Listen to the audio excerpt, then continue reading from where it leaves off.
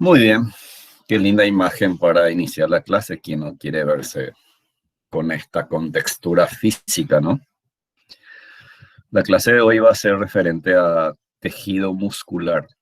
Espero que le resulte interesante y podamos aprender algo sobre músculo, que ustedes en anatomía lo van a estudiar desde el punto de vista como órgano y la macroscopía. Nosotros en histología le vamos a dar una herramienta que procuramos que sea una base sólida para ustedes sobre la estructura histológica, sobre la organización funcional. Quien más, quien menos, tenemos una idea de qué función cumple el tejido muscular, ¿no? Y básicamente siempre mencionamos en primer término contracción y relajación, una propiedad funcional importante que tiene es esa capacidad de contracción y relajación. Y a través de la contracción y relajación, entonces permite que un organismo se desplace de un lugar a otro. Pero fíjese que el movimiento también puede ser posicional, como por ejemplo el corazón. El corazón está dentro de la cavidad torácica y siempre ocupa el mismo lugar con pequeños movimientos posicional, ¿no? Y en cambio, si yo pienso en el tubo digestivo, que está constituido por órganos tubulares y que también tiene tejido muscular en su pared, entonces, ¿cuál es la importancia que tiene el tejido muscular a este nivel? Es la de permitir el transporte de los alimentos desde la cavidad bucal, va pasando por faringe, esófago, preestómago, estómago o abomaso, va al intestino delgado, intestino grueso y de ahí sale al exterior. Entonces, indirectamente ahí el tejido muscular, por su capacidad de contracción y relajación, transporta alimentos, entonces dentro del tubo digestivo. Si pienso en el aparato circulatorio, mencionamos ya el corazón y el corazón está conectado con los vasos sanguíneos y dentro de los vasos sanguíneos circula la sangre. Entonces, señores, la contracción del tejido muscular de la pared de los vasos sanguíneos permite entonces que la sangre fluya dentro del sistema vascular. Si pienso en el aparato genital masculino o femenino, donde tenemos, por ejemplo, a la trompa de falopio, al oviducto, entonces, oviducto, después tenemos el útero con los cuernos. Fíjese, si pensamos en el ovocito, es importante para el transporte. Si se produce la gestación, entonces para el parto es importante el útero. Si pienso en el órgano genital masculino, los espermatozoides, se forman los testículos. Esos espermatozoides deben ser eliminados con el material seminal. Y ahí, por lo tanto, a nivel del epidídimo, a nivel del conducto deferente, también hay células musculares lisas que permite que ese material seminal sea eyaculado. El pene es un órgano que cambia de tamaño, de diámetro, de longitud. ¿Por qué? Porque tiene un tejido muscular liso y tiene un sistema vascular muy particular que le permite entonces durante la erección aumentar de tamaño y cuando se relaja, entonces disminuye de tamaño. Quiere decir que también ahí el tejido muscular juega un rol importante. Y si pienso de repente en la vía respiratoria, ahí tenemos músculos a nivel de la tráquea y los famosos músculos intercostales y el diafragma que permite entonces movimiento de inspiración y expiración. O sea, son algunos de los ejemplos para que ustedes dimensionen la importancia de hablar del tejido muscular.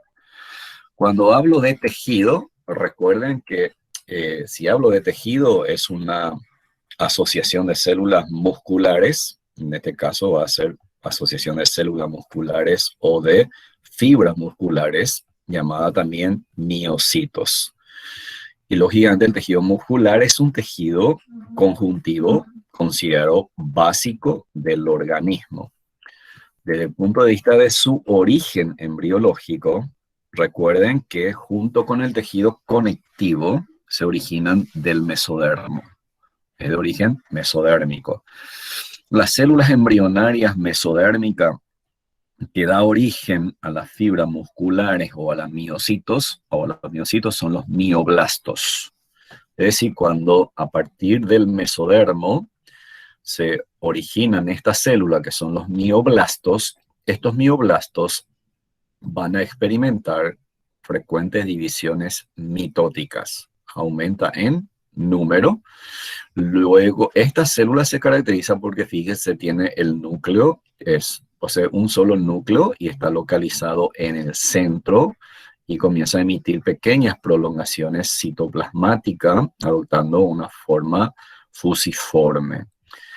Estas células, los mioblastos, luego entran en un proceso de diferenciación, y en ese momento, estas células, cuando comienzan a fusionarse, van fusionándose, forman como una especie de estructura tubular alargada. Entonces ahí recibe la denominación de miotubos por la disposición de las fibras musculares.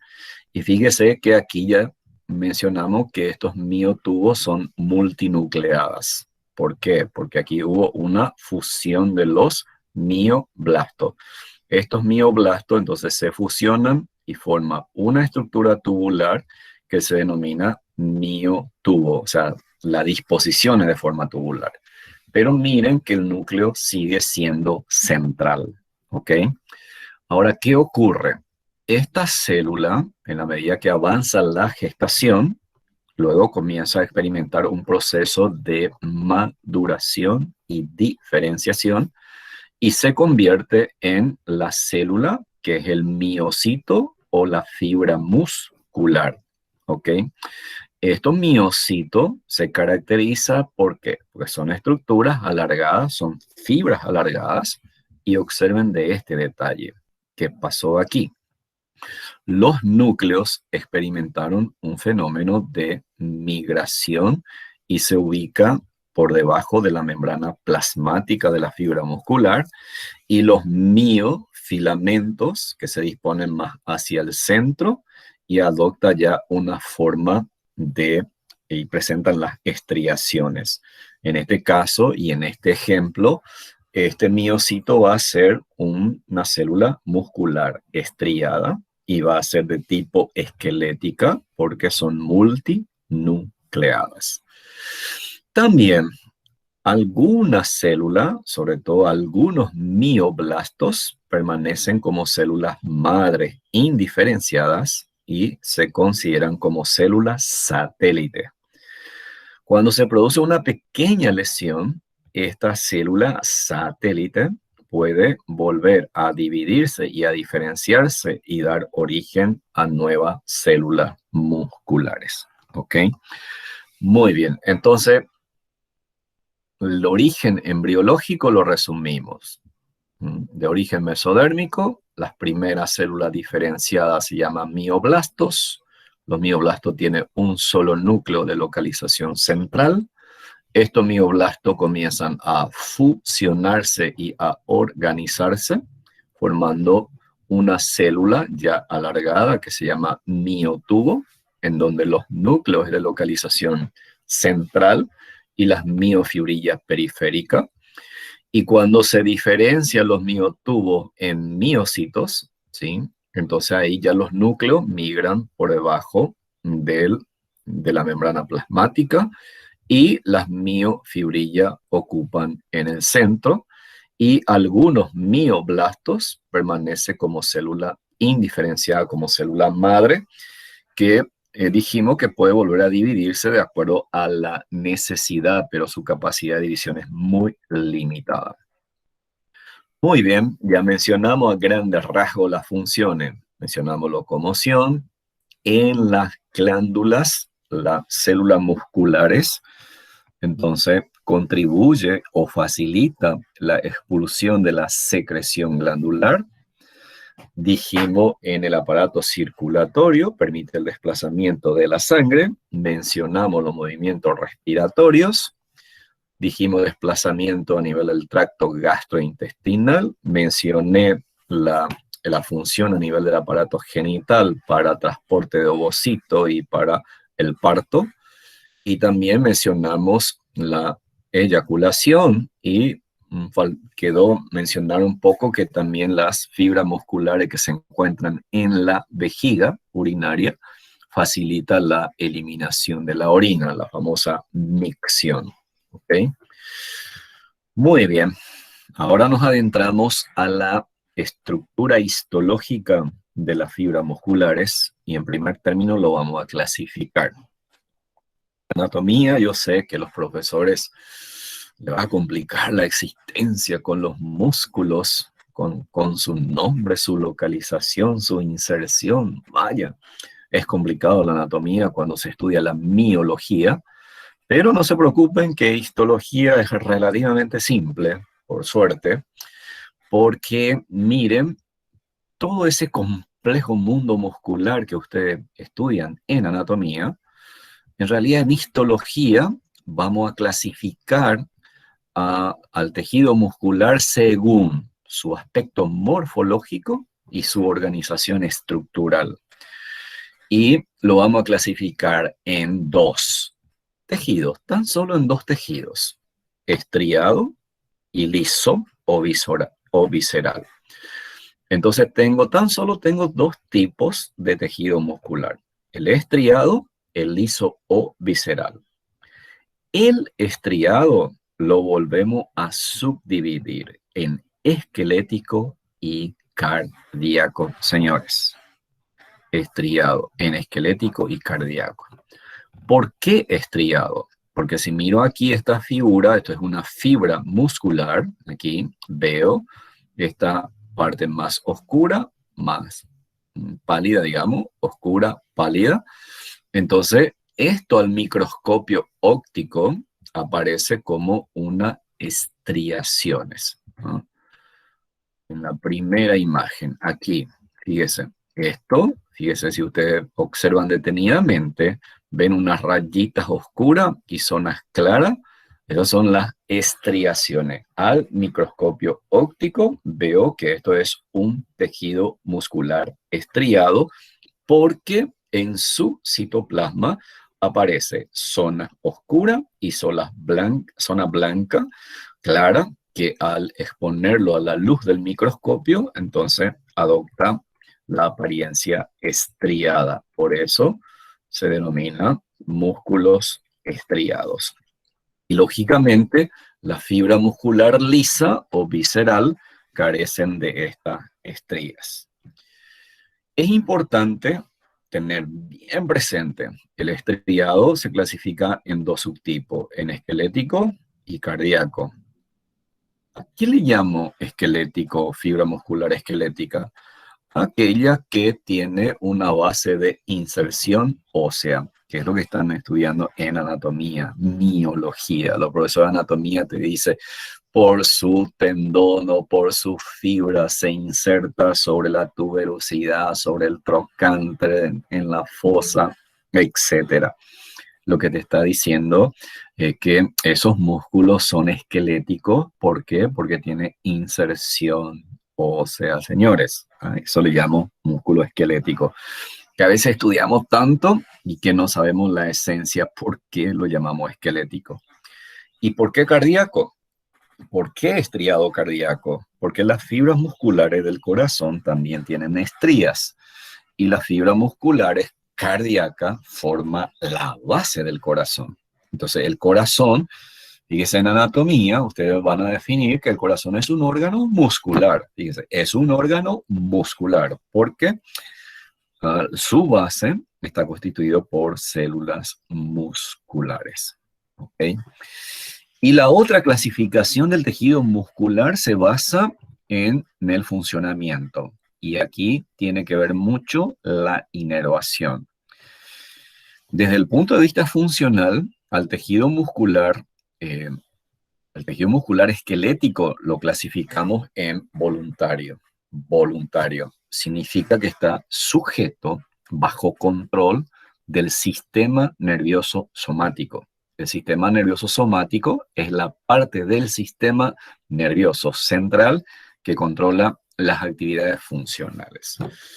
Okay, yo quiero elevar mi brazo. Elevo. ¿eh? Elevo significa que lo someto a una acción voluntaria. Quiero elevar, la información viene de la parte motora del sistema nervioso somático y a través de la fibra nerviosa llega a estos músculos esqueléticos y estos músculos esqueléticos responden a ese estímulo por mecanismo que vamos a ver enseguida cómo, pero es voluntario, ¿ok? Si de repente me pregunto si, bueno, entonces todos los músculos esqueléticos son voluntarios. Ahora quiero correr y comienzo a correr, ¿no? Aquí estoy cansado, quiero parar, paro. ¿Está? Sujeto a un control voluntario. ¿Está? Ahora bien, ¿y la lengua? La lengua es un órgano muscular. ¿Será que la lengua es involuntario o voluntario?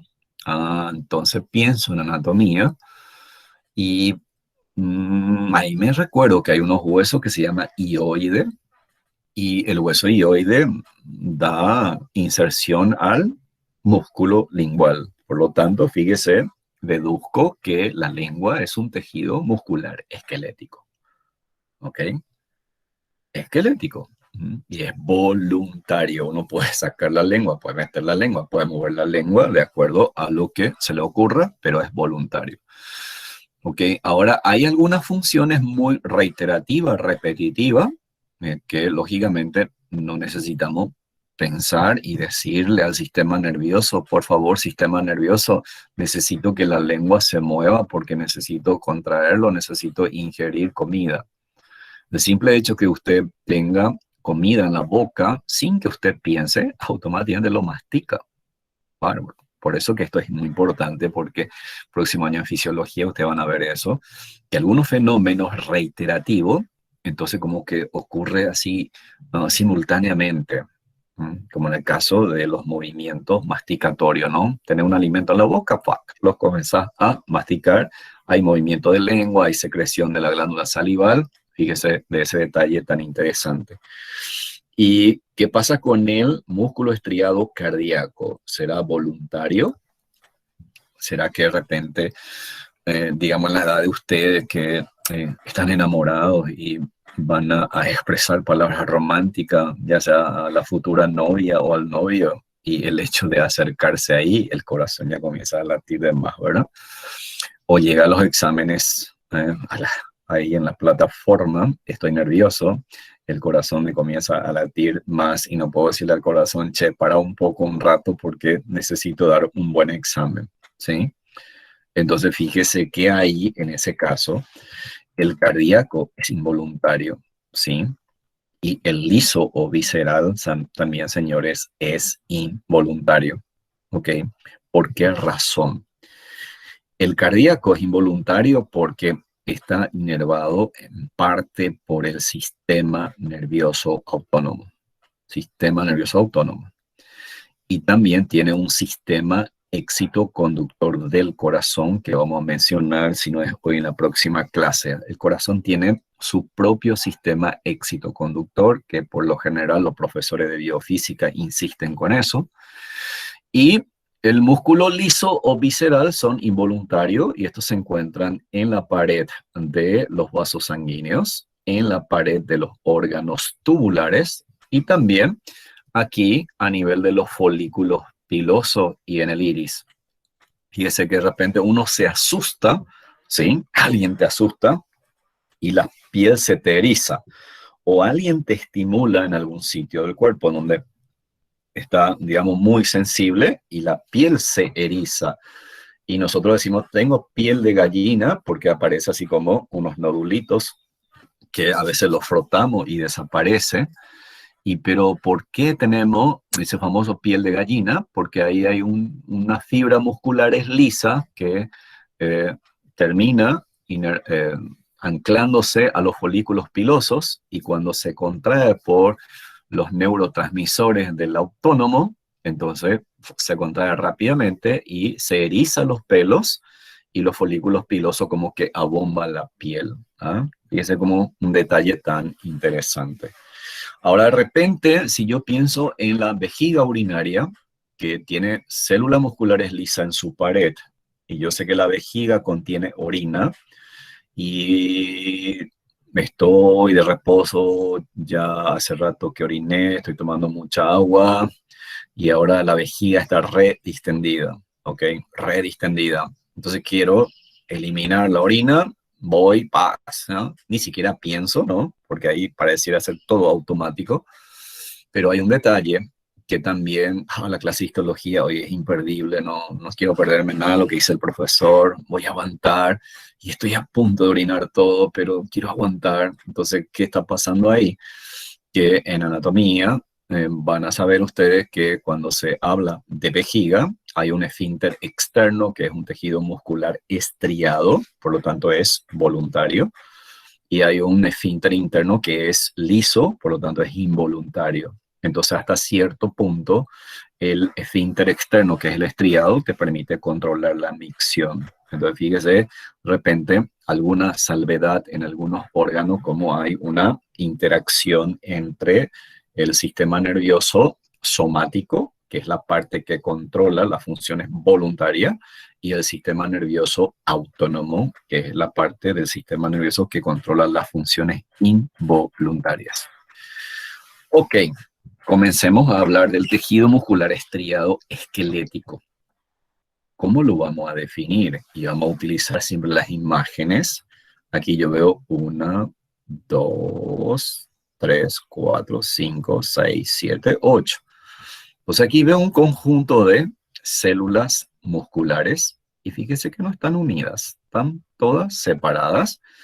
Entonces son fibras musculares o células musculares largas. Entonces utilizando el término alargadas, son células musculares alargadas.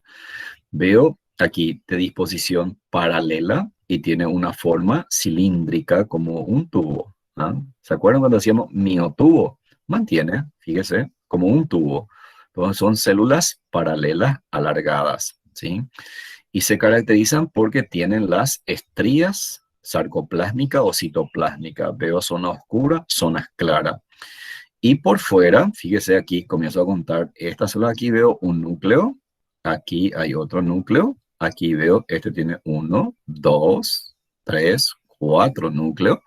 Entonces son células multinucleadas, pero de localización periférica. Esta célula que está aquí es muy probable que sea la célula satélite que dijimos que permanece como célula madre que tiene capacidad de división citoplasmática, o sea, división por mitosis. Muy bien.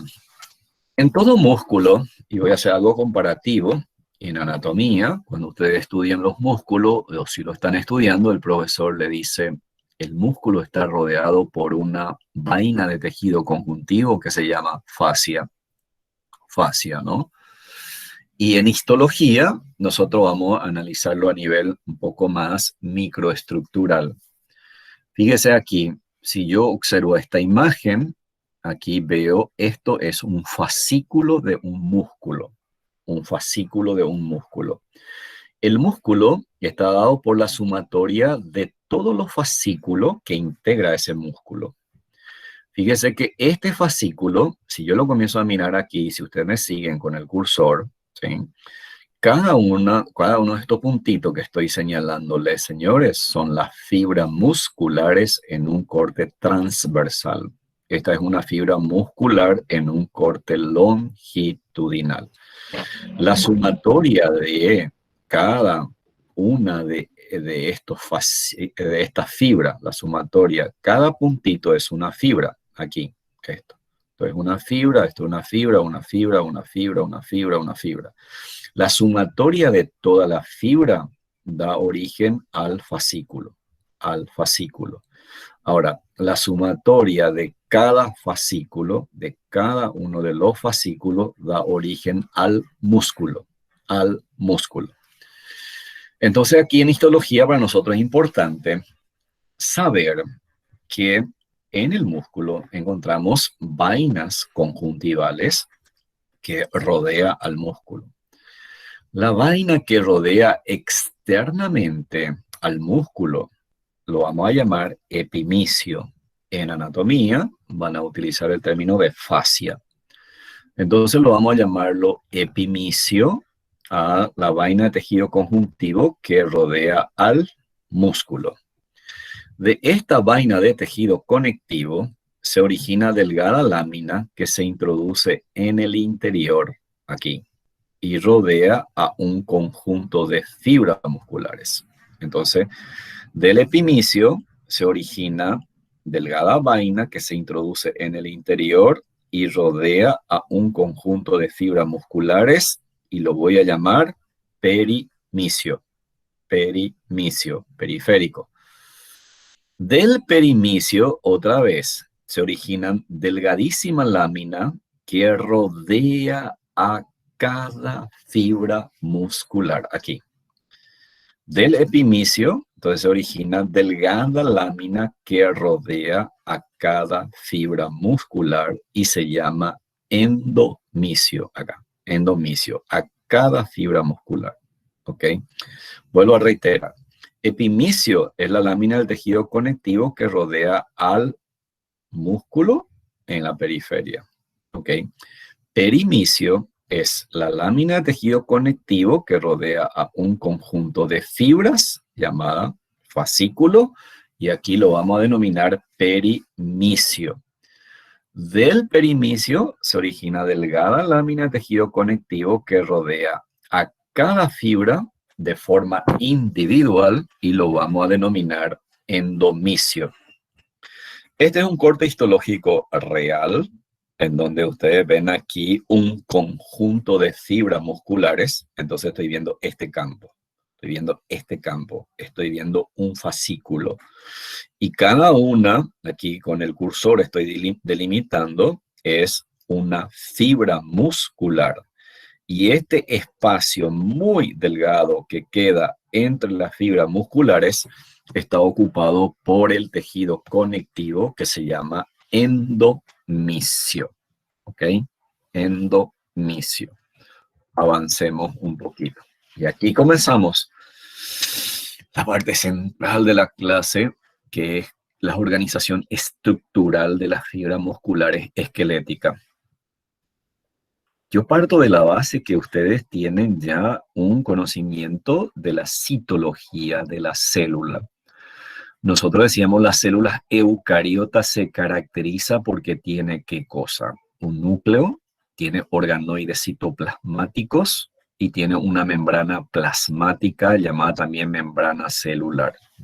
Y por lo tanto, a partir de ahora, nuestros estudios sobre la fibra va a ser simplemente indicando algunas particularidades propias de esa célula. ¿Ok? Miren, señores, la primera estructura a ser mencionada, vamos a ir de afuera para adentro, esto que estoy indicando con el cursor, es la membrana plasmática. Esa membrana plasmática es una membrana igual para todo, ¿no? Es una membrana lipoproteica, ¿no? Y que delimita a la célula de su entorno, ¿ok? Es una membrana limitante. Aquí se llama sarcolema, ¿ok? Se llama sarcolema. ¿Qué particularidad tiene el sarcolema? Y voy a mencionar un poco más tarde, ¿sí? Luego tenemos aquí al citoplasma. Todo esto es citoplasma. Esta estructura que está aquí está dentro del citoplasma. El citoplasma en las fibras musculares se llama sarcoplasma, señores. Sarco de blando, significa, porque el tejido muscular es considerado un tejido blando. Entonces tenemos sarcolema, que es la membrana plasmática, el citoplasma que contiene los organoides, los miofilamentos y contiene al núcleo, entonces es sarcoplasma. Dentro del sarcoplasma tenemos esta estructura que estoy señalando aquí, que son las miofibrillas o miofilamentos. Esto es un miofilamento, miofilamento, miofilamento, miofilamento, miofilamento. Son miofilamentos y fíjese cómo se disponen. ¿ah? Paralelo y según la dirección de la fibra muscular. Eso es importante, se disponen también de manera paralela y sigue la dirección de la fibra muscular. La característica básica, elemental, en el tejido muscular esquelético y cardíaco es que estos miofilamentos tienen las estrías transversales. Aquí se ve oscura y aquí se ve clara. Entonces los miofilamentos o la miofibrilla se disponen en formando estrías transversales. Oscura, clara, oscura, clara. Luego vamos a denominar cada una de ellas cómo y por qué se forma. Y con respecto al núcleo, fíjese, el núcleo tiene una localización periférica, es multinuclear y de localización periférica. ¿Se acuerdan cuando hablamos de citología? Decíamos que la célula, la gran mayoría, tiene un núcleo central, alguna tiene parabasal y otras son bien excéntricas hacia la membrana plasmática. En este caso, el núcleo en la fibra muscular es de localización excéntrica. Muy bien.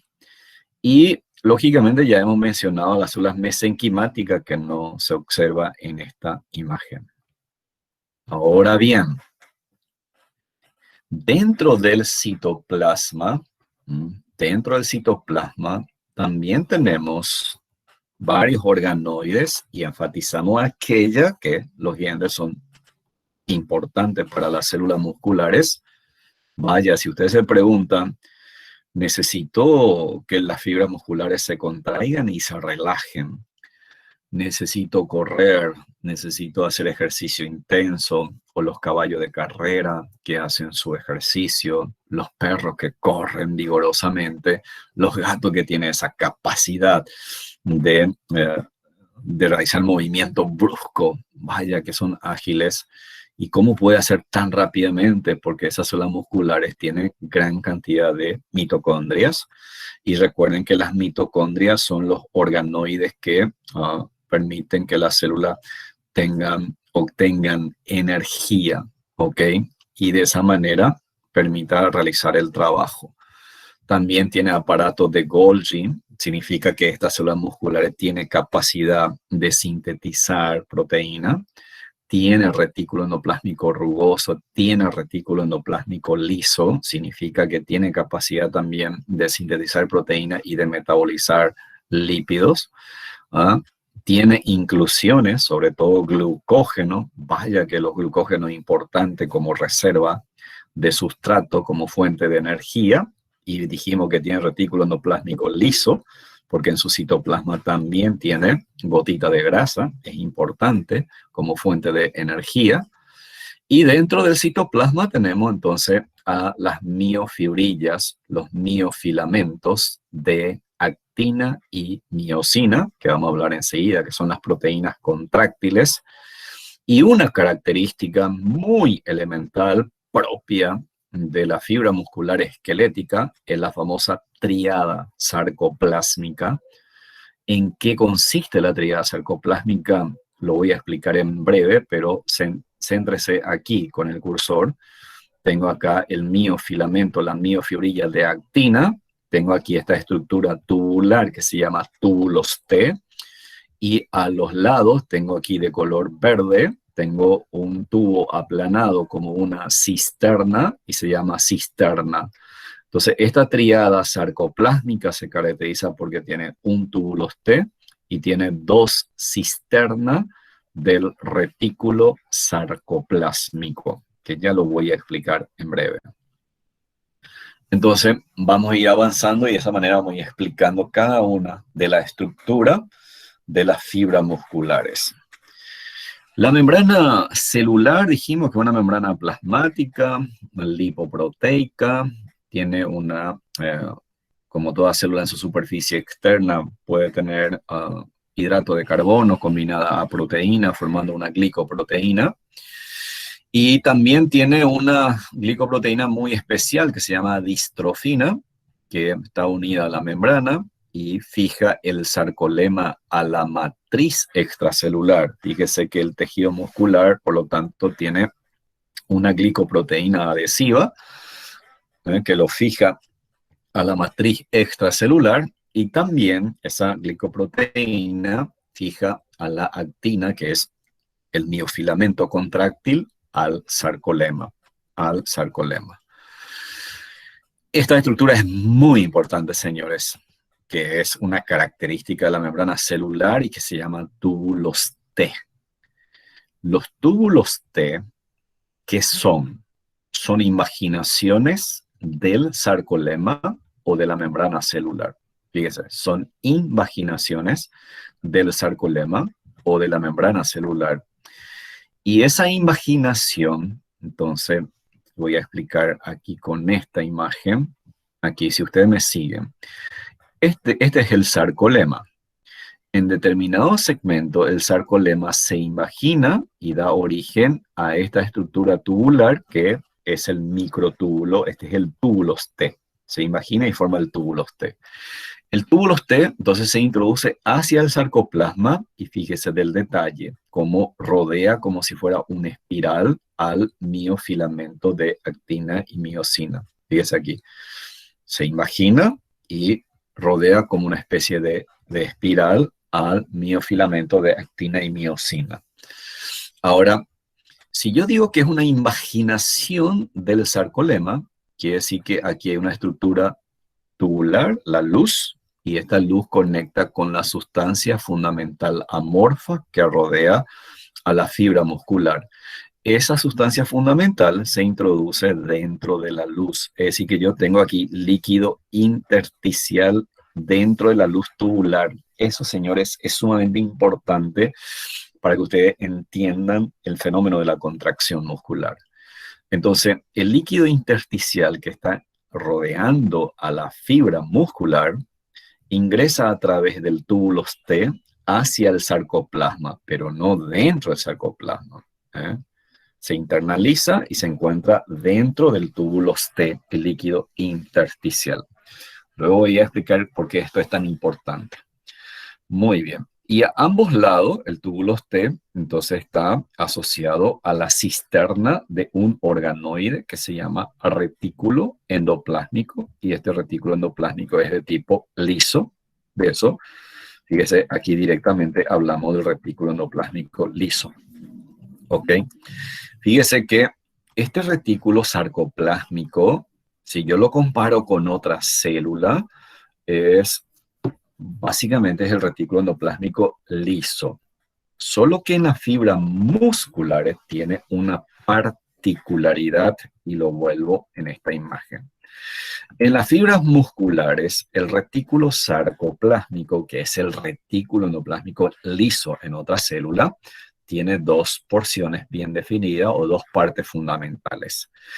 Una que está en los extremos, que es aplanada y forma una cisterna y está asociada o adosada al túbulos T. Recuerden que el túbulos T es una invaginación del sarcolema.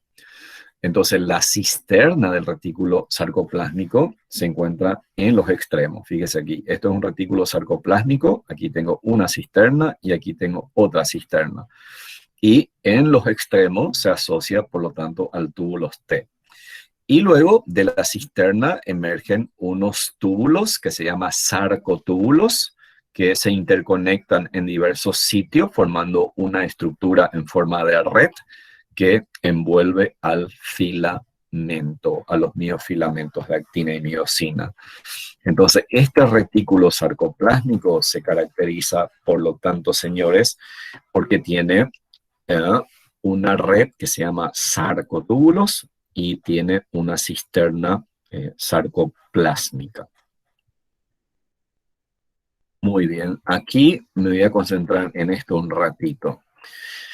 Si nos preguntamos, ¿y cuál es la función que tiene este túbulos T? ¿Cuál es la función que tienen los túbulos T? Señores, los túbulos T cumplen una función muy importante. Cuando viene un potencial de acción una señal nerviosa a través de una fibra nerviosa, aquí va a formar una sinapsis. Luego vamos a hablar de esto. Esa corriente eléctrica que viene vía fibra nerviosa debe ingresar hacia el sarcoplasma. Bárbaro, fíjese. Esa corriente eléctrica que viene por vía nerviosa debe incorporarse hacia el sarcoplasma. ¿Cómo lo va a hacer? Lo hace a través de los túbulos T. ¿Ok? ¿Qué importancia tendrá esto? Los túbulos T transmiten la corriente eléctrica hacia el sarcoplasma y recuerden que dijimos que dentro del túbulo T se encuentra el líquido intersticial. Esa corriente eléctrica modifica la permeabilidad de este túbulo T, se transmite a la cisterna, la corriente eléctrica, ¿y qué va a hacer? Va a hacer que los iones de calcio, fundamentalmente calcio, importante para la contracción, atraviese la pared de esta estructura tubular y se ubique en la cisterna, ¿ok? En la cisterna. Quiere decir que, puedo yo decir que el túbulo T tiene como por función transmitir la corriente eléctrica hacia el interior del sarcoplasma. Perfecto. Y ahora, por lo que estoy viendo, ¿y cuál es la función del retículo endoplásmico liso?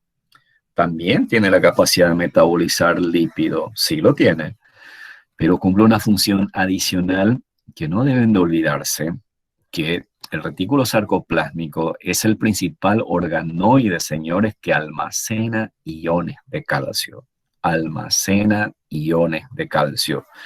Ese calcio que proviene del túbulo T que estaba presente en el líquido intersticial, el calcio, cuando se transmite el potencial de acción, entonces modifica la permeabilidad de esta pared y el ion calcio desemboca en la cisterna del retículo sarcoplásmico y como la corriente eléctrica va a pasar a los sarcotúbulos, el aumento de la concentración de calcio hace que también se distribuya por los sarcotúbulos y luego el ion calcio se libera en el sarcoplasma. Señores, cuando aumenta la concentración de calcio en el sarcoplasma o en el citoplasma de las fibras musculares, se inicia el proceso de la contracción. Aunque usted no lo crea, el calcio, señores, es fundamental para la contracción muscular. ¿Y cuándo finaliza la contracción muscular? Cuando el retículo sarcoplásmico vuelve a secuestrar el ion calcio. No se olviden de esto. Entonces, el retículo sarcoplásmico, además de metabolizar lípidos, entonces tiene la capacidad de almacenar, liberar y secuestrar iones de calcio. Almacenar, liberar y secuestrar iones de calcio. Y determina el inicio de la contracción y la finalización de la contracción. Súper interesante. Hablemos de las miofibrillas. Vamos a hablar de las miofibrillas. Estos escritos quedan para ustedes, ¿sí? Para que tengan material de lectura, yo me voy a centrar de vuelta en esta imagen, porque esta imagen me permite explicarles muy bien las miofibrillas. Bien, señores, las miofibrillas son las unidades estructurales de las fibras musculares, las miofibrillas. Y las miofibrillas están representadas por los miofilamentos de actina y miosina. Los miofilamentos de actina y miosina. Observen aquí. Con el cursor le demuestro a ustedes. Este de color rojo que veo aquí, señores, es miosina. Aquí en el centro tengo miofilamento de miosina. Este de color azul, que veo que es más larga, este es el miofilamento de actina. Entonces tengo aquí miofilamento de miosina y tengo miofilamento de actina.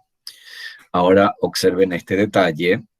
Estos filamentos de actina dentro de la miofibrilla se ancla, se une, se adhiere a un polipéptido que se denomina línea Z, una proteína que ancla a los miofilamentos de actina a ambos lados de su superficie y se llama línea Z. Línea Z. Entonces aquí veo una línea Z y aquí veo otra línea Z. Esto es importante porque vamos a hablar enseguida qué es el sarcómero y en qué consiste. Por ahora me interesa, entonces, que ustedes me reconozcan que dentro de la miofibrilla tenemos miofilamentos llamados de miosina y tenemos miofilamentos llamados de actina. Ahora bien, ahora su antena parabólica. Estos miofilamentos de miosina y de actina dentro de la fibra muscular se disponen en bandas llamadas bandas A, que es la banda oscura o anisotrópica, y banda I, aquí si me siguen con el cursor, aquí tengo la línea Z, entonces a un lado tengo aquí la banda I y aquí tengo al lado de esta línea Z, tengo otra banda I, que es la banda clara, porque lo llama banda I isotrópica. Isotrópica significa que si yo lo expongo a una fuente de luz, la luz va a atravesar toda la superficie de la banda I aquí.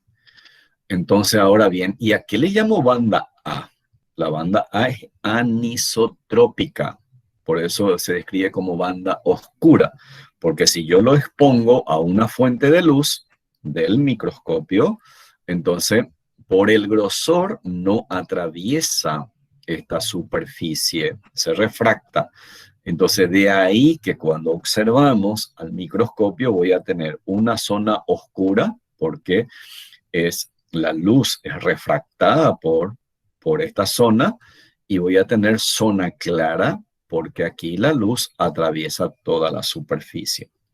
Si ustedes se preguntan, bueno, pero ¿por qué la banda A anisotrópica no deja pasar la luz a través de su superficie? La respuesta es muy simple, porque ahí, señores, hay una superposición de los miofilamentos. Acá hay una superposición de filamentos de miosina con actina, por lo tanto va a ser bastante gruesa y no deja pasar la luz a través de su superficie. Y la banda I isotrópica, entonces solamente tengo filamentos de actina, por lo tanto si lo expongo a una fuente de luz, entonces atraviesa toda la superficie, por eso veo zona clara, oscura, aquí zona clara. Luego voy a hacer referencia a esto. Entonces, a ver, recuerden esto. Si alguien me pregunta, ¿y qué son las estriaciones sarcoplásmicas? ¿Cuál es la respuesta? Simplemente es la disposición de los miofilamentos de actina y miosina en bandas A y en banda I. Banda oscura y clara de manera alternada. Entonces determina la estriación sarcoplásmica. Por lo tanto, es una imagen óptica. Ok, vamos a ver. Entonces, la presentación. Ahora bien, interesante, cuando hablamos de esta organización de los miofilamentos con superposición, esto es miosina y esto es actina, si se realiza un corte transversal a este nivel, se va a observar que el filamento de miosina, cada filamento de miosina está rodeado por 6 filamentos de actina. Un filamento de miosina está rodeado por 6 filamentos de actina. Ya expliqué en qué consiste la banda A, la banda I, y aquí hay que mencionar a un filamento que se llama filamento intermedio. En el sarcoplasma, señores, también tenemos como parte del citoesqueleto a los filamentos intermedios compuestos por desmina, que es una proteína específica de las células musculares lisas. Y hay un filamento intermedio que también se llama vinculina, pero que se encuentran en las células musculares lisas. Esto simplemente, de vuelta, es una representación gráfica de la disposición de los filamentos. Aquí tengo de actina, este de color verde. En el centro tengo los filamentos de miosina y la actina se une en los extremos a una cadena polipeptídica llamada línea Z. Entonces, cuando lo expongo al microscopio, voy a tener una zona clara, que es la banda I o isotrópica, una banda oscura o anisotrópica, donde hay superposición en parte de filamentos de actina con miosina, y en esta zona tengo de vuelta la banda I. ¿Okay? Vamos a llegar al sarcómero. Aquí simplemente la misma imagen para ir un poco graficando. Ahora bien, estamos hablando de los filamentos de miosina y actina. Llegó el momento de conocer básicamente qué son los filamentos de actina. Y señores, permítame decirle o darle un ejemplo muy práctico y fácil de entender esto. Las damas que generalmente se quiere ver muy bien, llega a una fiesta de importancia, ¿no? Se pone el mejor vestido, se va a la mejor peluquería, ¿no? Se viste bien, ok, pero también recurre a los accesorios. Y dentro de los accesorios puede ser que tenga una cadena perlada, como las perlas. O si alguien es bien católico, está los famosos rosarios, que también tienen unas perlas que tienen el hilo, digamos, en el centro, que sostiene la perla, tanto en los collares como en el rosario. Si ustedes captan un poco las perlas de los collares y la disposición del rosario, y vamos a hacer lo siguiente, ¿ok? Imaginariamente, si yo tengo ya sea el rosario o la cadena perlada, voy a rotar esto, ¿no? Roto. Al rotarlo voy a tener esta estructura, esta imagen, donde tengo la perla del rosario o del collar, fíjese aquí, se dispone en doble hilera, es decir, una doble cadena. Estas son proteínas. Cada una de estas estructuras redondeadas amarillentas, señores, es una proteína. Como es redondeada, se llama actina G. Actina G. Una pelotita es una actina G. Ahora, ¿a qué le llamo actina F o filamento de actina? ¿Por qué actina F, filamento de actina? Quiere decir que este filamento de actina está conformado por una doble hélice. Esta es una y aquí está la otra. Por eso le decía, imaginemos, doblamos los collares o doblamos el rosario y vamos a tener una doble hélice con la cadena perlada, ¿sí? Y el filamento de actina es resultante de la polimerización de cada una de las proteínas globulares, llamada actina G. ¿Ok? Entendamos esto. La actina F es resultante de la polimerización de la actina G, que es una actina globular, y se dispone como doble hélice, como doble cadena. ¿Ok? Ahora bien, pensemos en el collar y en el rosario. Esas perlas están sostenidas por un filamento, ¿no? En ambos casos. Y ese filamento, aquí, en el filamento de actina, este de color negro que estoy señalando aquí, está representado por esta molécula, que es la tropomiosina. Tropomiosina. Esta es una molécula proteica. También, fíjese, se dispone como doble filamento ubicado en el espacio existente entre la actina F, ¿ok? Entre los filamentos de actina F. Recuerden que se ponen en forma de doble hélice. Entonces, esta cadena polipeptídica se ubica entre la actina F, entre los filamentos de la actina F, por lo tanto, ¿para qué? Y si yo pienso otra vez en el collar o en el rosario, le da sostén a la actina, al filamento de actina. Le da sostén, ¿ok? Y es muy interesante porque influye en los procesos de la contracción. Luego tenemos la tercera estructura, el tercer componente, que es el complejo de troponina. Fíjese que aquí no forma una cadena, sino que se dispone a determinado intervalo con una notable regularidad en cuanto a distancia. Entonces, el complejo de la troponina se ubica a determinados intervalos sobre el filamento de la tropomiosina, se adhiere a ella. Este complejo de troponina, fíjese como que se distingue aquí como si fuera tres estructuras moleculares y presentan tres polipéptidos. Una que se llama troponina T. La troponina T, supongamos esta de mayor tamaño, se fija a la tropomiosina. La troponina T se fija a la tropomiosina.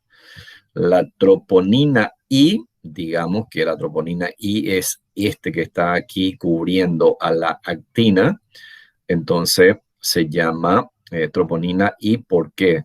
Porque inhibe la unión de la actina con la miosina. Si esto considero que es el sitio activo, entonces significa que mientras esté cubierto por esta troponina, no va a haber atracción entre la actina y la miosina.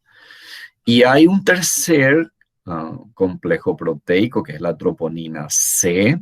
Esta troponina C, señores, ¿por qué tiene esa denominación? Porque fija al ion calcio. De vuelta, ¿qué importancia tendrá el ion calcio aquí? Este ion calcio, cuando se fija la troponina C, señores, modifica la configuración de la troponina I. Cuando se fija el ion calcio a la troponina C, modifica la configuración de la troponina I. De esa manera, libera el sitio activo y se va a acoplar el filamento de actina con la miosina. Esa es la importancia que tiene el complejo de la troponina.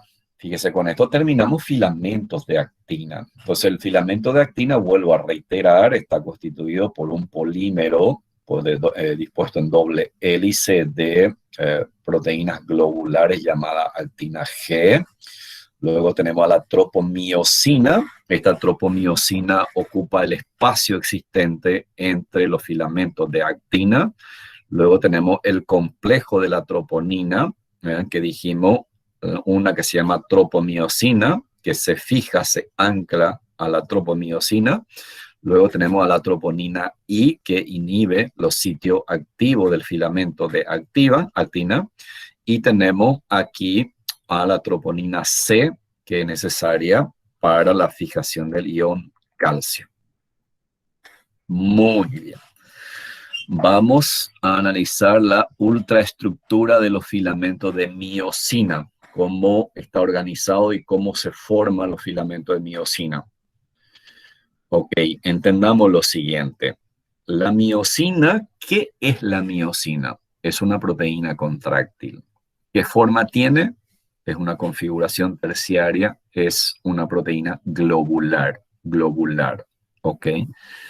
Muy bien. ¿Y cómo está constituida? Cuando comienza a estudiarse a nivel ultraestructural, cada miosina está compuesta por 2 cadenas pesadas y 4 cadenas ligeras o livianas. Parece complicado, pero síganme. La molécula de miosina comprende una porción gruesa aquí, que es la cadena polipeptídica pesada, doble cadena polipeptídica, espiralada de vuelta. Fíjese, espiralada. Tengo doble cadena polipeptídica espiralada. cada cadena polipeptídica espiralada forma la cola de la miosina. Como es pesada, gruesa, entonces le determina rigidez a la miosina. En uno de los extremos, las dos cadenas pesadas se separan y da origen a la cabeza de la miosina. Entonces ahora identifico que cada miosina tiene dos cadenas. Y lógicamente va a ser menos pesado, más delgado, porque aquí hay una sola cadena. Ahora lo interesante es que a esta cabeza de la miosina se le adosa dos proteínas denominada cadena ligera esencial, es decir, que es de bajo peso molecular, y esta cadena ligera esencial que hace estabilizar la cabeza de la miosina. Sería como el cuello, ¿no? Lo da estabilidad. Y luego tenemos la cadena ligera reguladora, que está un poco hacia el sitio donde se separan las dos cadenas pesadas. Y esta cadena reguladora, ¿por qué lo llaman reguladora? Porque es la cadena que regula la posición y el desplazamiento de la cabeza de la miosina. Entonces, de esa manera, regula el fenómeno de la contracción muscular, sobre todo en células musculares lisas, y le da mucha estabilidad en el músculo esquelético, donde la contracción es mucho más intensa, más vigorosa, ¿no? Entonces, vuelvo a reiterar, la miosina está constituida entonces por dos cadenas polipeptídicas enrolladas en espiral y que forman la cola de la miosina, que es la cadena pesada. Ambas cadenas se separan en uno de los extremos y da origen a la cabeza de la miosina. Y sobre la cabeza de la miosina tenemos adosadas dos proteínas llamadas cadena ligera esencial, que estabiliza la cabeza de la miosina. Y tenemos la cadena ligera reguladora, que se encuentra aquí en el sitio donde se separan las dos cadenas pesadas y le da mucha estabilidad, sobre todo en el músculo esquelético. Otra función sumamente importante que hay que tener muy en cuenta para fisiología el próximo año, que sobre la cabeza de la miosina hay una pequeña enzima que es ATPasa. Esta ATPasa es sumamente importante porque genera energía y al generar energía cambia de ATP a ADP y eso se relaciona a que este sitio donde estaba inhibida experimenta un cambio de configuración, en este momento se activa y se puede fijar al filamento de miosina. Quiere decir que el proceso de la fijación de la cabeza de la miosina al filamento de actina es ATPasa dependiente. Muy bien. Antes de avanzar a esto, señores, necesito analizar con ustedes esta parte que sería el sarcómero. ¿A qué le llamo sarcómero? Sarcómero es la unidad estructural y funcional de los miofilamentos. Sarcómero es la unidad estructural y funcional de los miofilamentos. Entonces tenemos aquí, ¿cómo defino al sarcómero? El sarcómero es la porción comprendida entre dos líneas Z sucesivas. Sarcómero, entonces, es la porción comprendida entre dos líneas Z sucesivas. Esta porción que estoy señalando aquí, entonces, es el sarcómero. Aquí tengo una línea Z y aquí tengo otra línea Z. Toda esta porción que se encuentra entre dos líneas Z sucesivas se llama sarcómero. Ahora bien, cada sarcómero, y escuchen muy bien esto, cada sarcómero tiene una banda llamada banda I isotrópica o banda clara. Tengo una banda A llamada banda oscura. Y tengo aquí una zona llamada zona H. Y tengo una línea central que es la M. Entonces aquí creo que hay una imagen. Todas son iguales. Bueno, entonces tenemos aquí, vuelvo a reiterar, el sarcómero.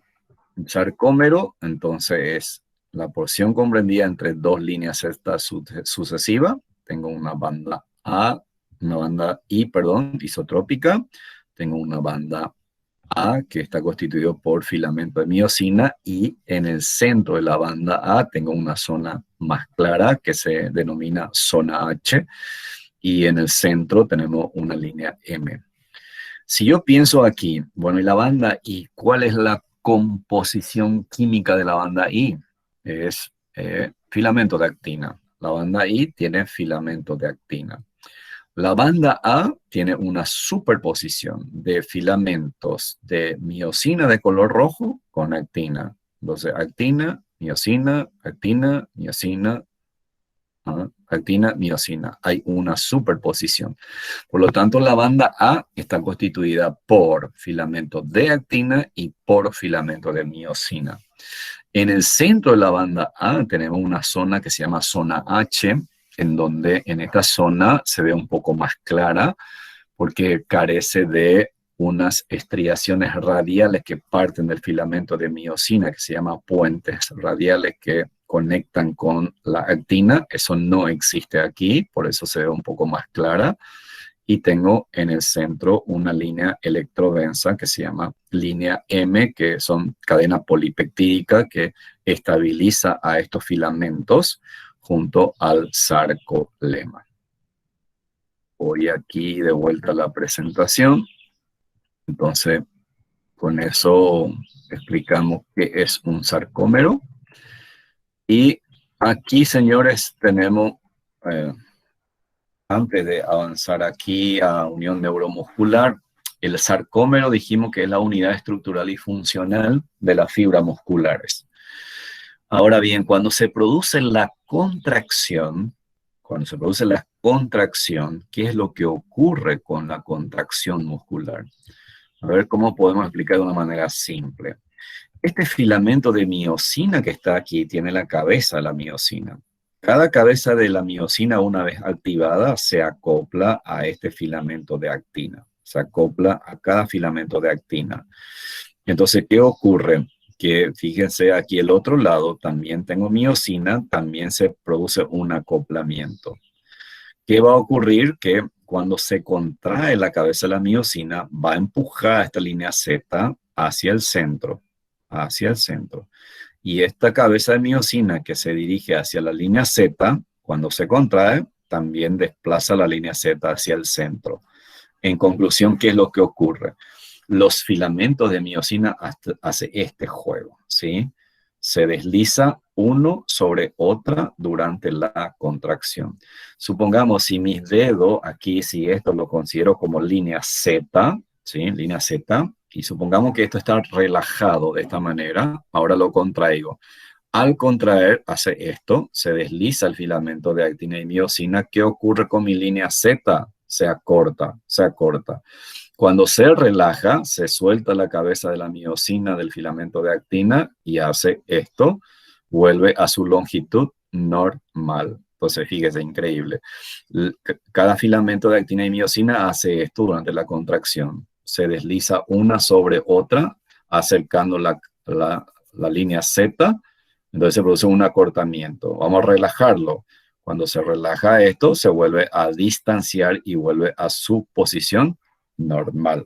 Y eso está mediado por la presencia de iones de calcio liberado en el sarcoplasma. Indudablemente eso, los profesores de fisiología se van a encargar de enseñarle todos los detalles del mecanismo de la contracción. Y bueno, ya para simplemente terminar esta clase de hoy y esta manera de introducción, lo que va a ser la próxima clase de tejido muscular cardíaco y liso. Como va a ser ya un poco más corto y vamos a ser comparativo, en la próxima clase vamos a hablar de unión neuromuscular, como una terminal axónica termina sobre la fibra muscular y a ese complejo de unión lo vamos a denominar sinapsis. Lo vamos a denominar sinapsis, ¿ok? Que va a ser motivo de análisis en la próxima clase.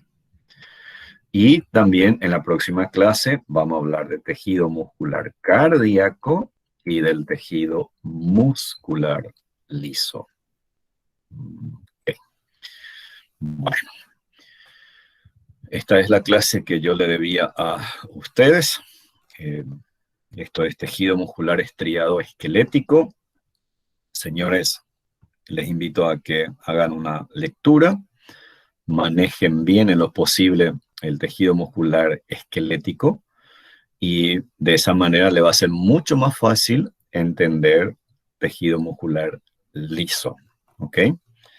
Si hay alguna pregunta, quedo a disposición de ustedes, sin antes volver a reiterarle.